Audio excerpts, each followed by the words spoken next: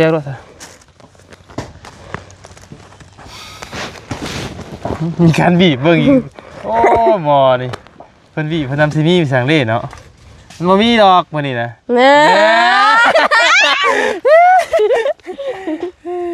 นี่ก็เห็นใช่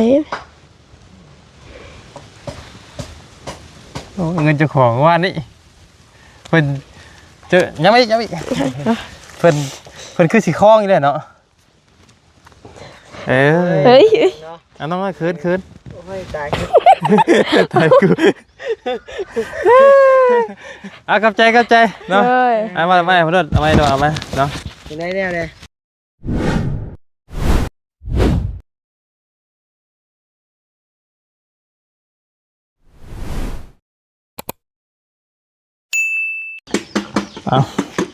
พี่น้องเลยทักทายสบายดีและสวัสดีพ่อแม่พี่น้องเนาะเบิร์ดกุศลสุคนพี่น้องเลยโอ้พี่น้องเลยพอดี มันห้อนเฮงดีพี่น้องห้อนจนหายใจบออกเนาะโอ้มานั่งเผาห้างหมูยังแม่ก็มาหรอกคือบ่อน้ำใส่หน่อยไก่มันอยากเลยใช่มันกินลังนะฮะบ่ไหวเด็ดนะเองกระเด็ดฮะกระชายวังหนึ่งนี่เมื่อเดี๋ยวที่มดดอกเอามาใส่หน่อยหาน้ำมาใส่เลยเห็นว่ามันหมุนสวนอันเจ้าน่ะมันอยากกินน้ำด้วยนะอยากให้น้ำนะมันหมุนน้ำมันอยากน้ำกินข้าวปาดไปน้องเลยเนาะเด้อ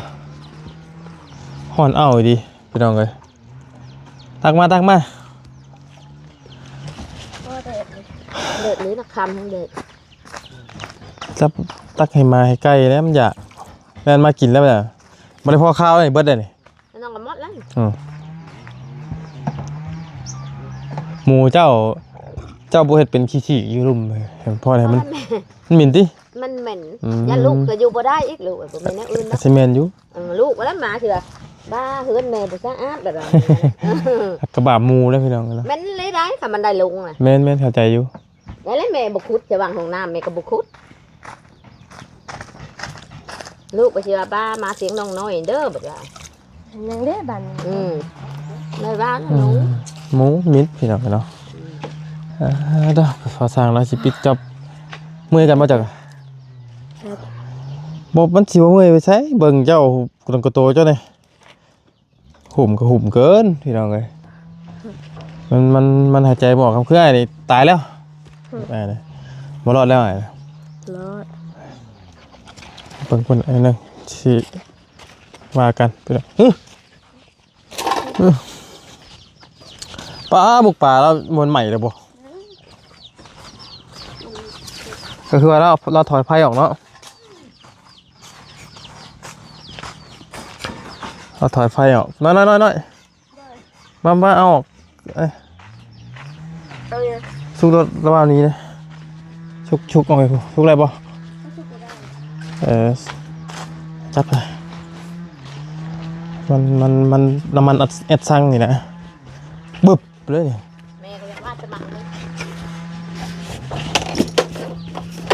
น้ำมันรถจักรจับไปเอาเลยไวแท้ๆรถจักร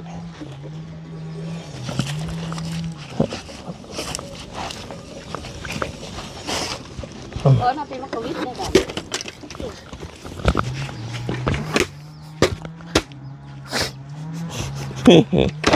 เราไปเห็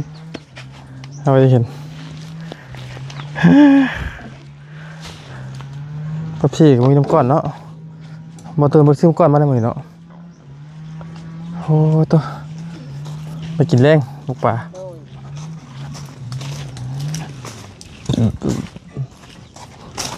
เด็ดเลยฮอนเอาดีน้อยเนาะ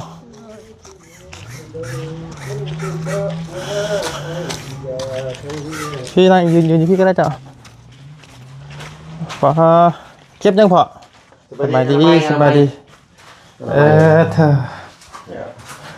ปัดเข้าไปเลยใส่ด้วยไม่ขี้ปูนขี้ยางออกให้เพิ่นเรื่องเพลงมีเพลงร้องหรือเปล่าเนี่ยยังแล้วลองเลยเนี่ยลองแล้วชี้ยาวใช่เอาแล้วจับแล้วพักเจ้า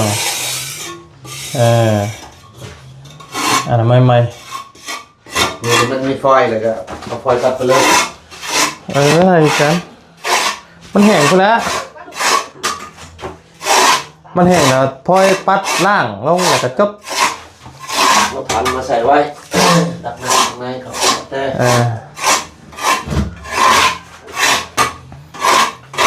พอดีน้ำของน้ำหน่อยพี่น้องเลย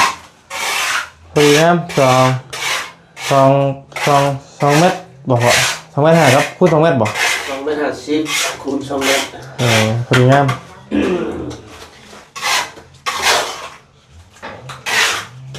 สวยงามแล้วโอ้เรียกก็เรียกอะไรดีพี่น้องเลย เลยนะพอปกติเคยลงเรียน2 โมงชั่วโมงแรกเราเลิกงานที่2 โมงไปเลยเนาะก็หลายชั่วโมงแล้วอยู่เสาร์มันยังน้ำล่างเอาไปจบ มันยังเย็นอยู่นี่พี่น้องเพราะว่ามัน ยังอะไรเด้ มันยังใหม่เด้มันถึงน้ำเด้เข้ามาก็เย็นเจืออยู่สำเร็จพี่น้องเลยพาเจ้าสิพากันย้ายไปมื้อไรจ้ะมื้อแดงบ่กระปืนปืนบ่ได้ มืออื่นครับ ปืนก็ได้ เพราะว่ามันเป็นวันชิงตัวใหญ่แล้ว ที่เขาก็เป็นวันชิงเขาก็พักโอเคกันเพื่อนแล้วก็พักก่อน ปืนจังไปก็ได้พักกันนอนพักพี่ก่อนก็ได้ปืนจังไปเพื่อนน้องอีต่อพี่น้องเนาะโอ้เนี่ยพี่น้องเลยห้องน้ำผมมีเสาเบิ่งเอาเด้อพี่น้องเลยผู้ใดที่บ่ฮู้ไปเนาะ โอ้ถ้าไปทับมันชีบีตอนหันมันบริบีได้บ่นแจม ฮะ มันกับว่าสมมติว่าทับมากไหมมันบริบีได้บ่มันบ่มีเชา มันดีเงินบ่ บีทั้งอื่นแหละไปเป็นชิ้นเป็นอันพุ่นละมันก็แข็งแกร่งอยู่นะฮะสัมนี่ละตัวมันมีเสานี่แหละ หน่อยโอ้ยได้อีกดอก โอ้ยันน้องน้อยพวงงอกไปยังบุฟเฟ่เด้อ หน่อยว่าเขาเคยเห็นมาแล้วเขาบ่เคยเห็นเด้แต่ว่าวงกบนี่แหละนี่ บอกอะมีส่วนมันอยู่ข้างในมันมีส่วนอยู่ข้างในอยู่ข้างในมันหับประกันปวดเลย ไงวะ มันถือแดดเลยย่างกับบดออก วงกบมันอ่อนเลยพี่น้องมันจนตรงนี้มันจนเอ็นแต่ทุก โอ้คานใหญ่เด้ จะคือหูกันแหละอย่างเนาะมันไม่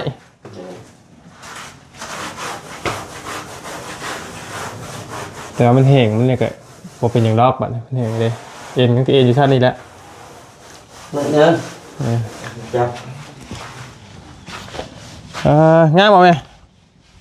นี่มีกะมองพอสร้างนอนบ่เอ้าอย่างนั่งก็นั่งเอานั่งร่วมกันพุ่นว่ะ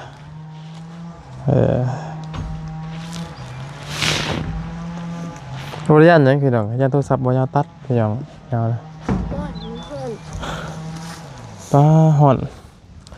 มีแล้วมื้อนี้ที่เราต้องเฮ็ดก็แม่นเฮ็ดตัวนี้มันแล้วนี่พี่น้องเอ้ยมื้อนี้นั่งก็นั่งละเป็นนั่งเนาะมันฮ้อนมันอ้าวพี่น้องมันฮ้อนแฮงเพราะว่าถ้าเฮ็ดเบียกตัวนี้ตายแล้วพี่น้องเอ้ยเนาะนะ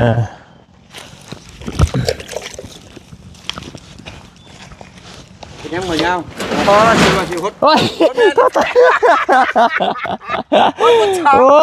ย จบการชดแล้ว โทษตั้งแต่ตื่นเลยโอ้ยเนาะพอดีเลยคิดว่าเช็ดยังได้เลยว่ะคิดว่าสิสบายหลังคาแม่นแท้ๆ ว้าว สิว่าบอกฮดทั้งนี้ก่อนบ่ตั้งคา มาเช็ดหลังเฮ็ดมันไหลหลังคาผมมองไหลมันมีหม่องหัวบ่นะถ้าพิสูจน์เด้นั่นบ่ พิสูจน์ว่าหลังคามันหัวบ่นะมันบ่ถึงหลังคาทำกี่นี่ทำนี่ก็พอสิหัวจังเนาะสมัยเมนยามผลหัวอย่างไร คันทำได้หมิ่นหัวแล้ว พอแล้ว เราจะห่อนเนาะโคตรละเย็นใด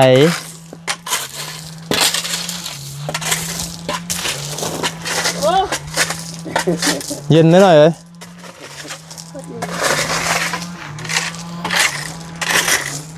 ยังเย็นเด้ออกแล้วไหมพอเราเห็นเรียกนะ ได้แล้ว ออกแล้ว น้ำมาใส่แล้วก็ปรับความเรียบร้อยเฮ้ยแล้วเทียบครับ อะไรฉากหา อันนี้แล้วอันน่ะเขาให้แต่ได้ก้อนพอเลยวิการเทพื้นเลย อ๋อเขาผสมปูนมาปูนคือก่อนละจังมาถอกใส่ได้ แลนี่ได้จ้ะมาดิน มีไหมเขาแบบ ว่าไงมันจับเลยเนาะแต่ว่าเขาต้องมาลินตัวนี้ก่อนเพราะเขามาแล้วบ่นี่ ยั่งแล้วตาน้ำอยู่ ต้องมาน้ำอีกได้เนาะตัวดินพื้นเนาะจะตกเลยหน่อย ตกน้ำแรง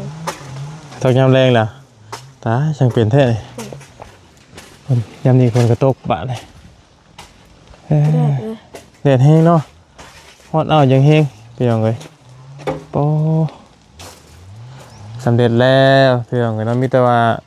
พุ่นละพี่น้องเลยขั้นตอนต่อไปก็เป็นเพื่อนเป็นซ่าน้องเพิ่นนั่นแหละเนาะถ้าพี่น้องอยากคิดจะช่วยน้องเพิ่นก็ยังดีใจอกดีอกดีใจน้ำลายพี่น้องเลยเนาะ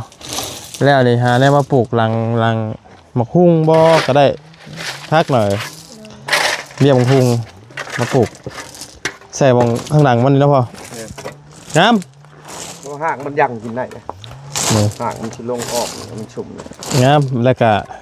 มันคงก็มีแต่กบกล้วยมันเท่าไหร่ แล้วก็ตกปลายามแรงยามหยังก็เฮาสุดาข้าวใส่น้ำนี่มันไหลออกแล้วก็มันก็ได้หดน้ำชุ่มน้ำเอาเมื่อวันนั้นก็จะขี้ติดบ่ติดแน่หน่อยเอาบ่ติดระบายลกออกมาอีกแล้ว โมเมนต์เราปลูกเขาขึ้นไปก่อนแบบเอาศาสตร์ปกขึ้นทั้ง3 ชิ้นมือว่าจะขายออก บ่ได้ขายเลยบ่ได้พกเลย โอ้ เหี่ยวกระเตี้ยวที่เรา เว้นเลยก็ปกไว้กลางเว้นกลางคืนเลยขายออกเลย มันแหมแฮง กระ เนาะ เป๋าปกไว้ก่อนมันติดขักก่อนเพราะว่ามันยังอ่อนแอเด้มันยังบ่แข็งแห้งนะ ถ้าไปลกแต่หากมันเนาะ แมน แม่บ่แดงก่อน เป็นนั่นมันมีกระเป๋กับอ้อมติดไว้โอ้ก็เห็นเมียคอยปลูกผักหอมห่อกับผักเสริมแล้วก็เป้าเห็ดขักเลยใส่พุ่นใช่ยังบัดได้ชามมือมากนี่คือย่างไฟ เหี่ยวจนบัดไปเบิ่งในเงามันก็โอ้มันเป็นดินทรายนะแบบนี้แล้วบ่มีพุ่น มันก็ตาย อะไรก็ใส่พุ่นปรับปรุงไหมค่อยว่าต้องให้มันชุ่มก่อนให้ชุ่มเลยเวลาเจ้าสิปลูกตอนแรง3-4 โมง5 โมงเลยเบิดแสงสว่างเขาปลูกเลยเมื่อเช้าเราตื่นมาเลยเอาไม้มากาดเลยปกไว้เลยมันสินั่นเดี๋ยวมาติดพุ่นแหละเดี๋ยวมันแข็งแห้งมันยังไข่ออกนั่นมันอากาศยามร้อนนี่มันปลูกแล้วมันจะตายไว้ โดย คือยามฝนได้ไม่ปีกเฮาเลยมวยไม้ลังเตาได้นางไม่ปีกจักหัวปีกไม้ลังเตา มีบ่ บ้านเจ้าไม้ลังเตาพี่พ่อก็ว่าไม้ลังเตาคือกันว่าบ้านนี่ห้องไม้ลังเตาไม่ หาแล้วมีนี่แน่นี่ซ้ำนี่มีซ้ำนี่ก็ได้เอาแล้วนี่ไป ของ ได้ หม เลย ของหมู คอกหมูจะมาหมูจะนอนอยู่ ข้างหัวเฮาเด้ข้างหัว อันนั้นแบบ ไม่นะหมูกับหมูปล่อยบ่นางหมูจะปล่อยหรือเปล่า ปล่อยแล้ว ได้อยู่ เอาบ่ เอามาไว้แล้วตอกลักผมก็ไปชมเฮ็ดไปน้ำทั้งผมไปเทละหน่อยแล้วอะไรก็บ่ฟ้าวแล้วมื้อนี้ต้องแล้วเนาะเห็นได้ก็แล้วอยู่แล้ว แล้วแต่เจ้าแล้วแล้วแต่เจ้าพอเจ้า เพ เยอะ ราะ แล้ว ว่าคนงานเฮานี่ก็ถือว่ายังบ่ตื่นเด้ แล้วแต่เจ้าแล้วเจะเฮ็ดถึงก็แล้วเจ้าแล้วแต่ว่าเงินมันไปแล้วมันแล้วเลยแล้วเลยจบไปเลยมันก็สิซ่าเจ้าเองกันนะมันจะเสียเวลาเจ้าเองกันเนาะเก็บซ่าอะไรกันไปเนาะไปเก็บไม่เราไปจังหน่อยสีแป้นนี่ละแล้วนึงนี่ เลยเลย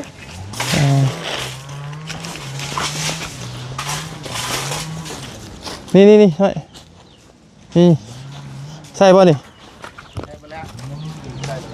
ฮะ เอาโลด เนี่ยได้แล้วตัวนี้หนึ่งได้แล้ว3 แผ่นผู้ยังมาบ่อยากไปไกลนะ ลูกไปเอาอีกป่ะ เพิ่นเห็นขี่ไก่เลยเพิ่นบ่อยากไกลโอ้ขี่ไก่กับขี่ไก่เป็นยังขี่ไก่มันแห้งเลยเอาใส่เบียกพริกกับงามเท่านั้น ใส่เพียงกับน้ ใส่ต้นชายคัก ำมีบ่เพื่อนลูกต้น บ่มีอยากได้บ่เจ้าก็ได้หัวเตือนนะ เอาใช่ไหมนะครับลึกนี่นั่งไว้นี่อันเจ้าเต็งอันฝากแฟนไว้เลย ถูกพอไปนอน เราจะพูดเนาะป้ามีละ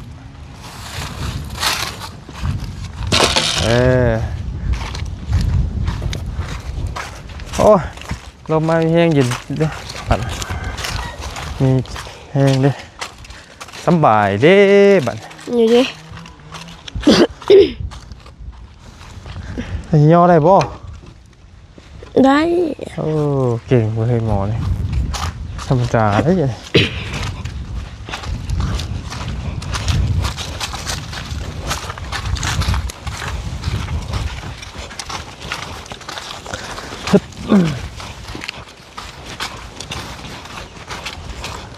ไป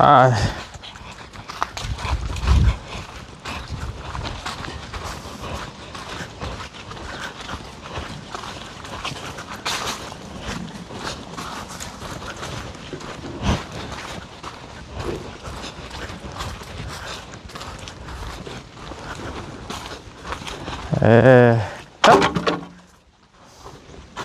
ฮับ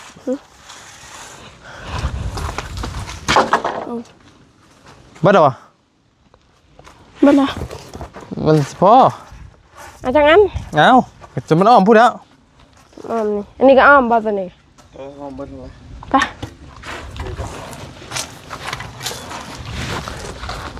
นี่เอาของหมูนี่ เอาเก้าเลยเอารถอะไรก็เอารถอันนี้ก็ได้นึ่งนะพอน็อต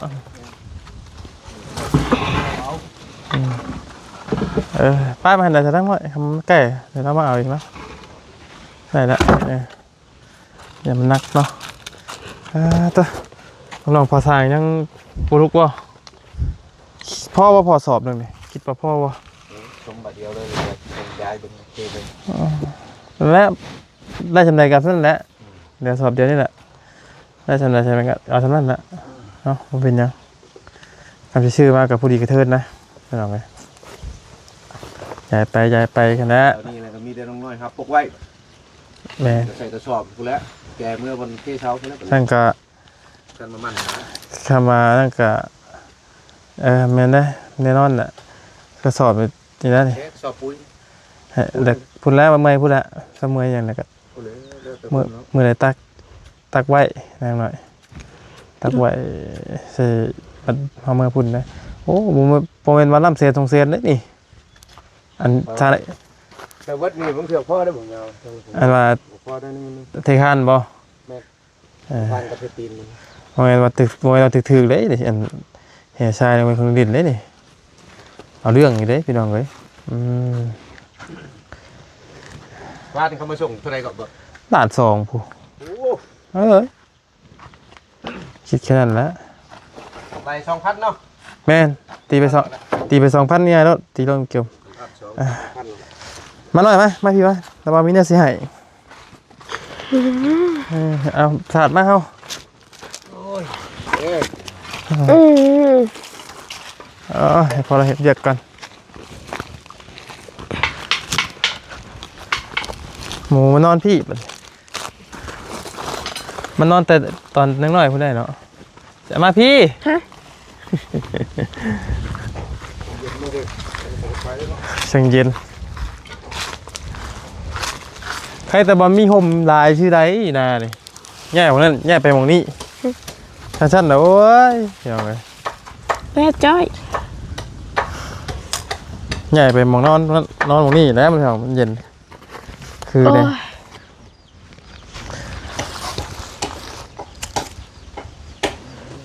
ออกปลดออก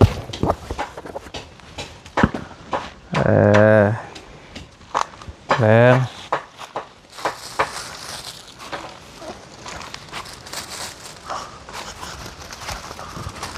นี่เนี่ยให้น้องหน่อยก่อน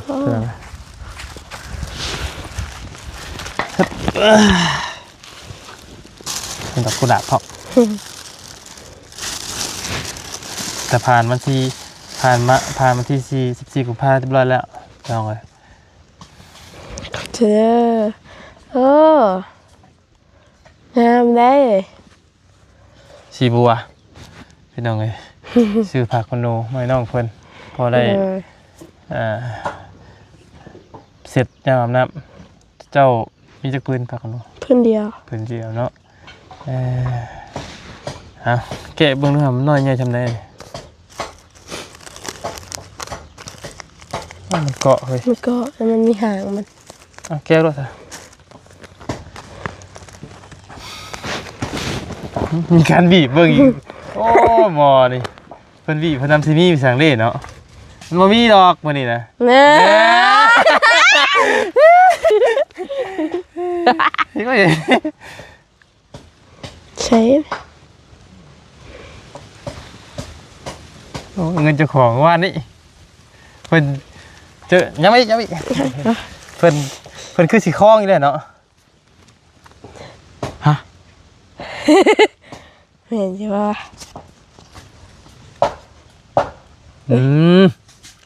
เอ้ามี2แหนบวะ คือมีลายแท้ แล้ว เอ้ย เบิ่งดูนะเงินเจ้าก่อน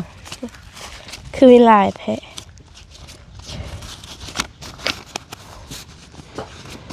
เฮ้ยมือเฮ็ดสิเป็นอีก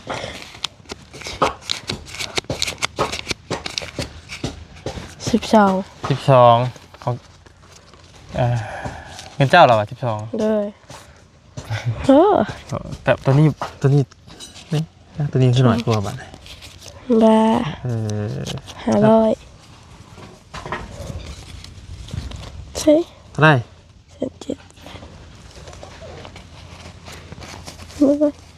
นับเงินทำบ่เป็นบาทตายคัก 85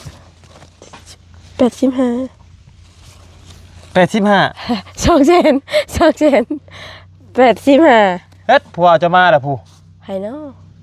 คือมาฮอดตะเว้นเท่าเนาะบัดนี่ 285ชื่อหยังเนาะมา ตัว เบาไล่ ฮอดตะเวียงตะเว้นดีนี่เนาะ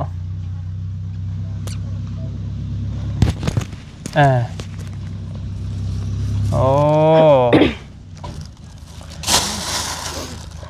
รถเบาไล่ เอ้าเพียงเลยฮะ รถเบาไล่ ทำอะไรพอดีเงินทั้งพอชาติเพิ่นฝากไว้ให้เจ้า500 บาท เลย 500 บาทคือเพิ่นฝากมาให้พอได้14 กุมภาส่วนดอกไม้นี่ก็ว่าจะให้เพิ่นมานั่นให้เด่นที่ดอกพี่น้องฝากคอนโดนี่ เฮ้ยสีชมพูค่ะ เอ้าคักเลยฝากคอนโดสีชมพูนะโอ้ ใส่เนาะฝน โอ้ใหญ่ โอ้ย โอ้ใหญ่อยู่เฮ้ย ใหญ่เล อ๋อย แต่ว่าผ่าคอนโดน้อยๆพวกใหญ่นึงพี่ ป น้อง รีพระห่มเลยนั่น ใหญ่ๆคักยัง ผัวจะมาเลยเอามีแต่นั้นแหละพี่น้องเลยทั้งมายาเองจะได้ขอจบคลิปปิดคลิปก่อนเนาะมีแต่ว่าให้ทั้งน้องน้อยขอบคุญขอบคุณทั้งพอสู้ชาติเนี่ยเนาะ ขอขอบคุณพ่อ สู้ชาติ สุชาติขอให้พ่ออยู่ดีมีแห้งความเจ็บบ่ให้ได้ความไข่บ่ให้มีปรารถนาสิ่งใดขอให้ได้สิ่งนั้นสมความมุ่งมั่นปรารถนาอย่าเจ็บอย่าจนลำรวยๆเด้อสาธุ ถูกเนาะเอาทางมายาเองก็ต้องขอบคุณทางพ่อแม่พี่น้อง FC เบิร์ดกุศลสุคนเด้อพี่น้องที่เข้ามาติดตามรับชมคลิปของมายาวคือเก่าคือเดิมเนาะถ้าผิดพลาดประการใดทางมายาเองก็ต้องกราบขอโทษขออภัยขอบคุณทางพอชาติใดๆขอให้พอชาติจงมีสุขภาพร่างกายแข็งแรงเนาะขอให้ร่ำรวยขอให้มีอายุมั่นขวัญยืนนะพอเด้อขึ้นเหนือดองไต้เนาะกะพอเพิ่นให้เรื่องโอกาสวันวาเลนไทน์น้องน้อยพี่น้องเนาะส่วนบ่ยาวก็เลยซื้อเพตากโคโนเซตโตมาให้น้องเพิ่นพี่น้องเนาะผืนหนึงก็พอเพิ่นให้ซื้อพร้อมแหละพี่น้องเลยเนาะก็พอได้เสร็จอาบน้ำอาบในเนาะพี่น้องเลยเอามีดีใจน้ำในลายเนาะ เลย ก็สิแล้วของน้ำเพิ่นก็แม่นแล้วมื้อนี้แหละพี่น้องเลยเนาะ เลย มื้อนี้ก็แม่นเจ็ดแล้วนะพี่น้องเลยเนาะเพราะว่าพอเราจะกำลังตีแบบเทพื้นก็สิแล้วเลยเนาะ เลย มันจบนะบัดนี้เทกันเปื้อนพี่น้องเลยเนาะนั่นแล้วเนาะเอาเก็บไว้เงินนะจ้าโอ้ย งาม มาก่อนเอามามาก่อนตัวดีไม่แห้งพี่น้องเลยเนาะโอ้น้องนิ้วมานี่ดูค่ะพี่เด้อ ยืน ยืนว่าห่มแพร่มัน อ่า เยอะ หนาว หนาวเนาะ หนาวเป็นเลย เนาะไข่แล้ว เป็นเลยก็ มาได้ไส ไม่ได้เซโป้นไง โอ้ สบายดีเด้อ สบายดีเนาะ โดยบ่เห็นหน้าไอ้หลายมือเลยเนาะ ลำกีดีคือเก่า น้ำกินดีคือเก่า ปามาต่อกลางให้ มันกระโตที่เคยเผา เฮ็ดไรซะเนาะเฮาขี่รถจักรเนาะพี่น้องกันเนาะเอ แห อ งก็ไม่ได้จับ เละยอมรับอยู่มันใหม่เบิ่งก็เบิ่งบ่ป้องดีกว่า ใช่ประธาน จากคนขาวๆยังมีพี่น้องคนไทยกะ สวัสดีเด้อ สวัสดีเด้อ เอาพี่น้องเอ้ย อันน่ะ ที่ว่า คิดฮอดบ่ คิดฮอดแล้วเนาะ โอ้ ก็บ่ได้เห็นมาหาดนคิดฮอดแล้ว เห็นฝากว่า น่ะ จะมียังใช่เนาะ ดอกกุหลาบนั่นแหล้ว เอาซะ เอ้ยเห็นไหมเนาะ เฮ้ยเฮ็ดยังไงนี่ ย้อนหลัง14กุมภาเด้ สิงพาวันวาเล่น เอ้ย หอมเลยหอมเลย เดี๋ยวเพิ่นมื้อนี้วันที่ยังไง16 16 กุมภาวันวาเล่นไทย บอกว่าจะบ่ได้เตรียมมาบ่ ฮะมันบ่มีบนชื่อ มัน ห เบิด แล้ว เบิดยามมันน่ะเนาะ เบิดยามมันแล้ว อ ตั้งแต่เมืองพีน อ่า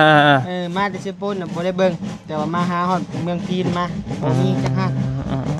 จ้า ขอโทษขออภัยนำหลาย เอาให้แล้วได้ไหม ๆจะซื้อมาบ่ บ่เถอะ ว้า ไปซื้อ มาแล้ว โอ้ยหอมแก้มมายาวก่อน ว่าเหล่ยังอยากลมอยู่ เอาเฮ็ดจังได๋จะบ่ยาซื้อให้แล้วอ่ะ โดย แล้วก็บ่ขอบใจหลายๆเด้อ โดยโดย โอเคจ้ะ เอาเจ้าให้อ้ายก็สิให้เอาให้เจ้าคืนอีกบัดหนึงเนาะเพราะว่าอ้ายก็บ่ได้ซื้อมา อ่า ก็ให้นี่แหละพี่น้องเอ้ยเนาะหักแพงกัน โดย พี่น้องเอ้ย อยู่ดีมีแฮงเนาะ แห้ง14กุมภา คุกเข้าแล้วกว่า คุกเข่าอีกเ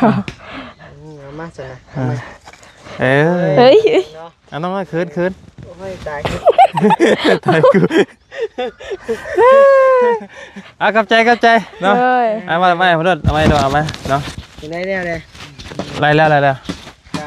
มาฮอดเลยเด้อพี่น้องเด้อทำแบบนี้ก็ได้เนาะ มาฮอดแล้วเนาะพี่น้องเลย เงินจานน้อยๆเป็นทีเรียบร้อย ไม่ได้สิไปอีกบัดนี้ ก็พังเบิ่งเครื่องเบิ่งของบ่เลยอ้ายเนาะสิไปนำกันบ่หอมน่ะ ว่าจะขึ้นวันที่20นี่ ที่ชาวบ่ก็ฉันก็นี่แหละเบิ่งเครื่องก่อนว่ามันสิเต็มหลังรถบ่เพราะว่ามีทางผู้ใหญ่เพิ่นบอกให้ไปเอาเครื่องอยู่ เพราะว่า เครื่องเต็มก็สิแล่นขึ้นไปคือกัน เพราะว่าติดงานซื่อติดงานกะน้องน้อยกะสิมาจอบเอาละพี่น้องเพราะว่ามันแล้วเลยดิ โดย ก็มีแต่เรื่องเงินเรื่องซ่าน้องเพิ่นละตอนนี้ที่ อันเรื่องค่าส่งค่าสร้างเด้ไอ้จ่ายแล้วบ่ จ่ายแล้ว เรียบร้อยแล้ว แต่จ่ายแต่ของอ้ายเด้ โอ้เท่าไรแหละนะ ล้านเจ็ด ล้านเจ็ด แม่น แต่ให้เฮาเพิ่มอีกเนาะ ก็เจ้าอยู่มีเท่าไหร่ เฮามีอยู่6ล้านบ่6ล้านกว่าๆ6 บ่ ล้า ข น องเก่าเด้อกี้เด้ ฮะ ของเก่าเด้อกี้นะ มารวมกันเลยได้ ว่ามาบ่ โดย ก็มีแต่จ่ายเจ้าจะจ่ายแล้วอีก2ล้าน โดยทางลุงหนวดได้เพิ่นจ่ายแล้วบ่ ลุงหนวดซื้อบล็อก ชื่ออะไร ซื้อร้อย เรียบร้อยแล้ว แม่นร้อยก็มีแต่น้องนิ้วใจายพอแล้วปิดจ็อบมื้อนี้เลยมื้อนี้ โดยสิปิดจ็อบให้เลย แม่นปิดจ็อบมื้อนี้เลย ขอบคุณขอบใจเด้อดอกไม้ เฮ็ดหยอกเลยพี่น้องเอ้ยหลอกไม้ก็หลอกไม้ค่อย น้องก็บ่เป็นหยังดอกเนาะหักแพงเป็นน้องเป็นนุ่ง โดย พี่น้องเลย โอเคจะคุยกับน้องเพิ่นแล้วน้องเด้อเดี๋ยวจังว่ากันโดยสบายดีเนาะแหลดซ้ำพี่น้องเอ้ยเนาะป๊อโตหน้าจนดำขี้ดีปั่นต่อกลางให้พี่น้องเอ้ยยินดีมีแฮงขอบคุณนะพี่น้องเด้อที่เข้ามาติดตามรับชมคลิปของพ่อยาวคือเก่าคือเดิมเนาะคลิปนี้ไปแล้วพี่น้องเอ้ยสบายดี